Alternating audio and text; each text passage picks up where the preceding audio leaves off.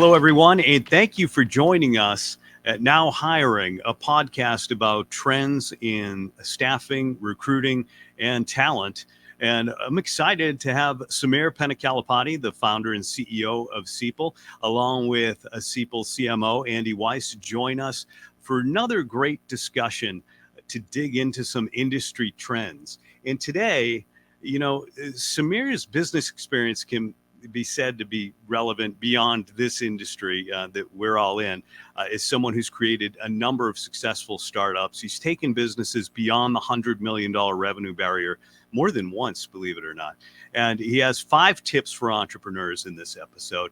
Andy, you and I have been through a number of these rides from startup through IPOs, and we have a front row seat to this journey as well. And we may have seen a few others. And so as participants and spectators at some points to some of Samir's achievements, is there a tip on Samir's list, because I know you've seen it too, that stands out to you that you think we should start with? You know what? I think here's the cool thing about them is that they all kind of intersect. And so I'm looking forward to having Samir kind of walk through the intersection and how they all kind of play together. And I, for one, am going to be taking a lot of notes along the way because there's a lot of good stuff baked in here. He's got a lot of wisdom to impart. So then, Samir, we'll let you tell us, where do we start? Look, if you are an entrepreneur or a business leader, and these apply for everyone, or even just upcoming leader or want to be an entrepreneur. And my top in the list of 5, leverage AI. I think I can't stress enough to do everything that's happening in our lives today, right? In the business, or if you are running a business or you're managing a business or owning a business, look into the aspects of automating it through utilizing AI.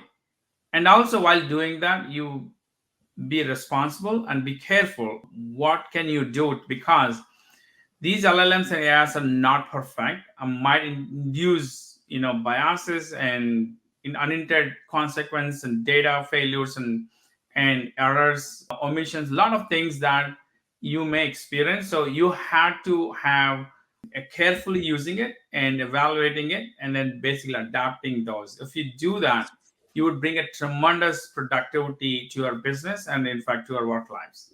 So Samir, I think it's interesting that that's the one of these 5 that you started with. Yeah. My gut says, and I've seen based on your LinkedIn post recently, that it's a new entry to your list, but it may have also kind of worked its way from being a new entry to one of the top because of its AI's ability to decentralize and kind of make a lot of different things and capabilities, whether it's coding, whether it's content creation, whether it's, even just simple productivity things. It cuts through a lot and kind of takes what used to take like a large staff and make it much more accessible to a smaller team. Is that why? That's correct. Yeah. In fact, there is a famous, I don't want to quote because it's just, I don't have the source to remember today, but I wanted to say it. In the recent times, an article that I've read, you could do a lot of things, automate, especially the back office, a lot of the workforce productivity apps are out there.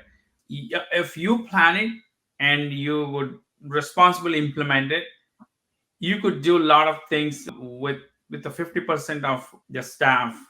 I'm not saying all of them, but there are, you have to look into it in that lens of, where can we introduce? Do not assume that this is not possible with AI. Now, we just really don't know the capabilities of AI. So it's always good to have an open AI and go into looking into every aspect of, automating, and then bring the value of the humans, bring the values, right? You want to leverage more the value that humans bring versus the repetitive tasks, and a lot of the analysis work can be done with the AI. So definitely, I think this is something that I wouldn't be saying it 2 years ago, but today that's in the top of my list.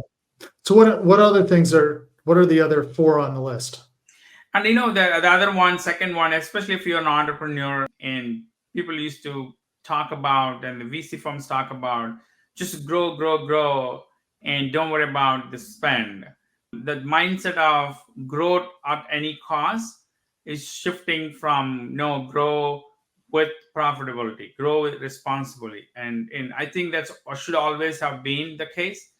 But it went too far, the industry, that grow at any cost, growth is all it matters, nothing else. But I think the industry is coming to a senses saying we should grow, but grow responsibly and profitably the business. So And I, is that yeah, is that true whether you've got outside funding or not? Like that, you're looking at that as kind of a holistic kind of I approach. think that's a good old golden standard, that you grow business profitably. As simple as Mhm. that, right? I mean, this is something that not invented today. This is how it should always have been. But I think that's in between something came out that okay, you grow at any cost. That's not the case. Maybe there is a use case for a company, for an industry or a sector. There is a reason why he wants to do it. But in general, I think growth and profitability go hand in hand, and that should always be the Yeah, case. yeah, it's kind of like, treating it like it's your own money, whether you have outside funding or not. If you're treating it in that fashion, then you're going to think about purchase decisions, expenses, how you're going to market, and you're going to approach that completely differently than if you're playing with, house money, which a lot of companies seem to have done over the last several years. So, I love that one. What's next on the list? Being a niche, I think a lot of us just get too excited about putting our hands into and everywhere. It's hard to justify who we are. Like it's like your DNA. What are you known for? And being a generalist is not a good thing. And there is you don't have a very compelling a product or a service that you could go have a name for it. So I think it's important that every business start with something niche that they can name for it and go for it. So I think the staffing industry specifically get tempted to go all in for everything. We do everything. So I think that's just the devaluing your own business, and not having a focus is also devaluing the business. So I think it's important to have, you pick a sector that you have people have got an expertise in it, or you pick a technology that you truly bring a value to the customer. And then on top of that, you can grow at a different, but you still focus on the sector wise. I'm not saying you build your entire business with one sector 100%, but you could have multiple sectors but have a very specific expertise in delivering a Mhm. value to your customers. I think that's a key. And my third one is always be find your niche, and create a differentiators and mode in the industry, and then just to double down on going into that industry. I think that creates a lot more value than just being a generalist. I think I've never seen a staffing business has a huge value creation being a generalist than a specialist. You Got can't it. be all things to So all. we got. I, Go I ahead, know. Scott. I'm sorry. I was going to say the next thing on the list is build teams that align with your vision. And I'm wondering how much of that are we talking about the people that or the talent you acquire, and how much of that is culture? Yeah, look, if you have the right team and they buy your vision, and they trust and see what you're trying to do, and then culture really builds around that. Because like I assuming that you've been fair, create a fair organization, you've been creating an opportunities for them, you are acutely know that what type of people you're bringing into versus what's your vision for the organization. As long as those kind of two broadly aligned, you generally have people with very high caliber and high intent to work with you. That just creates very winning culture in the organization. I think it's just you have to set for what values you're bringing in the organization, and then the people you're hiring are also aligning with those values. And if those Mhm. are aligned, generally you would create a winning culture. And that's what I meant to say. Yeah, awesome. So Samir, the last one, number 5, is keep innovating. Scott, I think this is a potential kind of future episode just Mhm. on kind of, and Samir, I'd love to kind of talk deeper on the idea of innovation and what you think about it, because I think there's a bunch to unpack. But in the context of these 5 areas, what's the kind of the crux of keep innovating? It's anything that we do it.